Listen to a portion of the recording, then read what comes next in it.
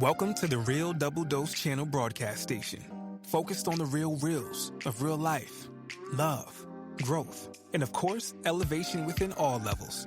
RDDC is exactly the place where anyone can discover more depth, love, light, and clarity within themselves, and elevate from other people's walks of life, conversations, and questions, along with deeper insights. So tune in and be a part of the Double Doses with Lexus T and RDDC. Hey everybody, this is your girl Lex. Now, I did have something I had to do for the hashtag regret collection. Cyrus did put some things in. I know I had jambled some things in the last reading and I didn't read to the next one.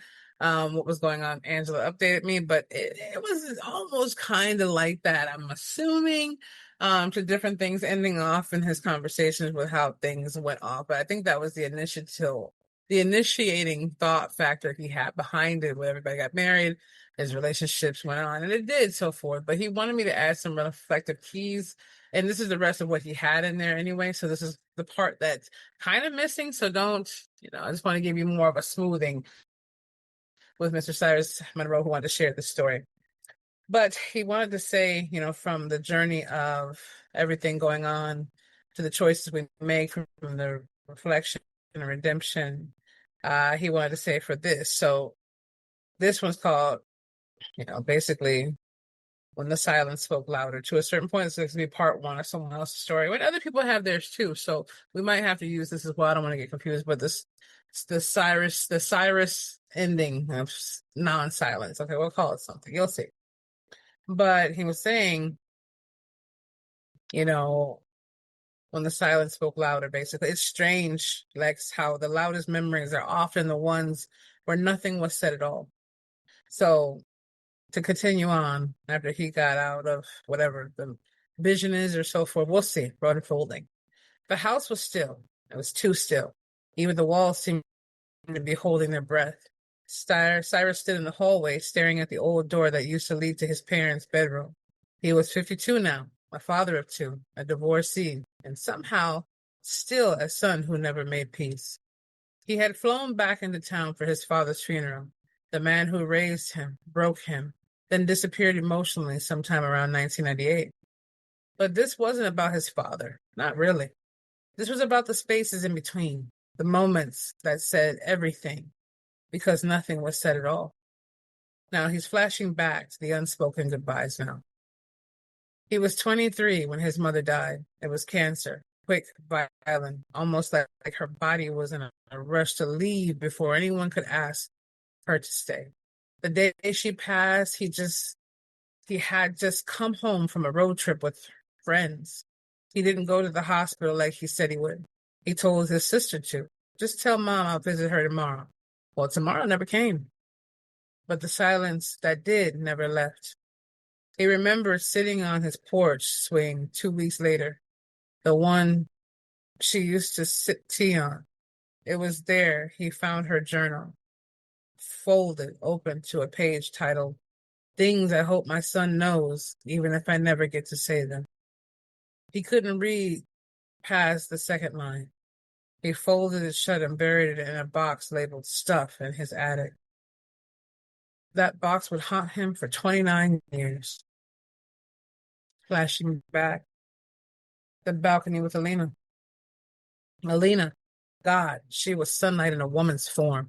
She laughed like the moon told her secrets and loved like she had an endless river inside her. They lived together for 5 years. Then one day, he just stopped trying. Not because she changed, but because he did. Work got louder. His ambition turned into avoidance. And the conversations at dinner turned into nods and empty, "Yeah, I'm listening," glances at his phone. Oof, don't we know the feeling? The last night they were together, she sat on the balcony and said, "I know you don't have the words, Cyrus, but I need to know you're still in here. Just something." And he said nothing. Not because he didn't care, but because he didn't know how to care out loud. She left a month later, quietly, with the same silence he gave her. That night, he finally said something, but only to the empty walls. Why didn't I just hold her hand? That's what he had to do with himself. Now, moving forward to this present day, the funeral and the stranger. As at the funeral, Cyrus didn't cry. He stood in a black suit that didn't quite fit right anymore, listening to people speak about the man of few words his father had been. The eulogies were sweet, but empty, like describing a painting you've only seen through a foggy window. Then a man he didn't recognize stepped up to the podium, mid-60s, strong voice, teary eyes. I was Robert's AA sponsor. He never talked about much, but he told me he regretted not knowing how to love his son the right way. Cyrus stopped breathing. He kept your photos in his wallet. Every meeting for over 20 years. And I'm just saying, he had said that he had to stop his breathing, right? So for over 20 years, he'd say, I was too proud to say sorry and too ashamed to say I didn't know how. That's when the silence screamed. Every moment Cyrus had convinced himself he was unwanted was actually just unspoken pain between two broken men. That night, Cyrus went back home to the attic, to the box. He opened it. Her journal was still there. He finally read the page. Cyrus, she wrote, I know I wasn't perfect. I know I tried to protect you too hard sometimes, but I was proud of you every day, even the days you fail.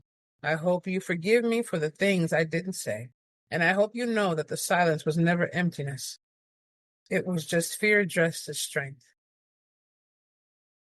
He closed the journal and let the tears fall for the first time in decades. So, what can we get from this moment? Silence isn't always peace. Sometimes it's a bruise wrapped in politeness. Okay? Sometimes it's fear disguised as strength. Sometimes it's a regret that doesn't even know it's being born. And think about that though. It doesn't even, it's a bruise wrapped in politeness. It's fear disguised as strength, right? That kind of cold bitterness cut off kind of feeling, don't know what to do, don't know what to say. And sometimes it's a regret that doesn't even know it's being born, everyone. And if you're not careful, if we're not careful, silence becomes the lullaby you sing over the parts of yourself that still need healing. Silence becomes the lullaby we sing over the parts of ourselves that still need healing. Sometimes silence needs to be turned into something else because the spoken word is what made all the creation come from God. God's word never comes back void. And in the silence of it all, there's still something being sang. There's still a melody we hear. Cyrus didn't become a different man overnight, but 2 weeks later, he booked a flight to see Alina, not to win her back, but to finally say the words that mattered before the silence tried again. He started showing up to his daughter's poetry nights, right? Go Cyrus. Even the small ones in coffee shops with 6 people and a mic that didn't work. He left a note on his father's grave as well. And it said, I hear you now, and I forgive you. So I just want to say, family, silence can feel like survival, but your voice was made for connection. What haven't you said that's eating you alive? Think about it. Say it, write it, release it. Because when the silence speaks louder than your truth, like regret becomes the storyteller, baby. That's what it is. Regret wants to speak for you because I say, and I rebuke it, that the regret comes from the devil. What else could make something so heinous be so heavy? Right? So I'm just want to say, if you can, tonight, record a 60-second voice memo. Not for anyone else, just you. Say one thing you've never said to someone who deserves it, or to the version of you who needed it and who still does. Then listen back and breathe. That's where your redemption can begin. That's where your redemption will be.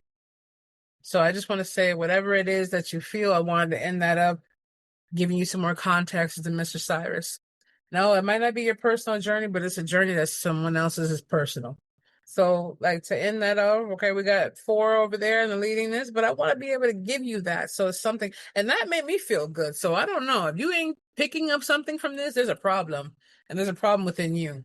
And sometimes it can hurt opening that up, but if you still have a pulse, you still have a purpose, right? Like it has to be, and it doesn't have to be one. I mean, look at me, multifaceted and gifted. I think if I just pursue one or two, Lord, I'm gonna leave the 16 else on the table. That's not it. The other 16 are still dying because I'm not even choosing to give enough energy to the one or two. So be the change, feel the passion, embrace the power of the spirit. Know that you are amazing and beyond extraordinary. Make sure you do that if you can, right? Go back and record that as a conversation to someone you want to talk to or whatever, and leave the pride alone. Doesn't matter if a tit for tat, they did this, they did that, whatever. It's the point of what you know. Just picture that moment if you didn't have a chance to go back. Picture what it felt like or what you would have heard. Even if they hurt you and you just wanted to say, close that chapter, you have a right to do that. You're still breathing. You're still doing what you got to do. And think about, do these things hold you back right now where you stand? Even if it's not pursuing a vision or a dream or a business or an idea, where does it hold you back? Even having a simple conversation at a coffee shop.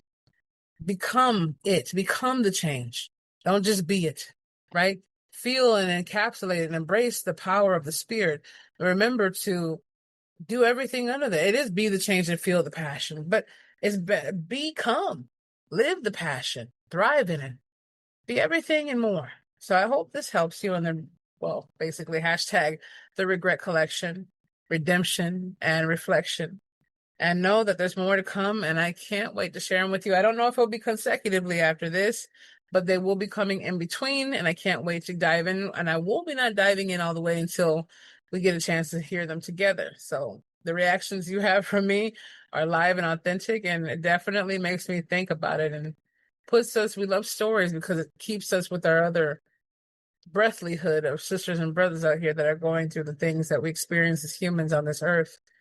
And it's something else someone's experiencing right now as we sip our tea or drive down the street or pick up our kids or give our husband or wife a kiss, grocery shop, whatever it might be. It's there. Someone else is experiencing it. So I love you. Be back with you soon. And yeah, I'll see you on the flip side.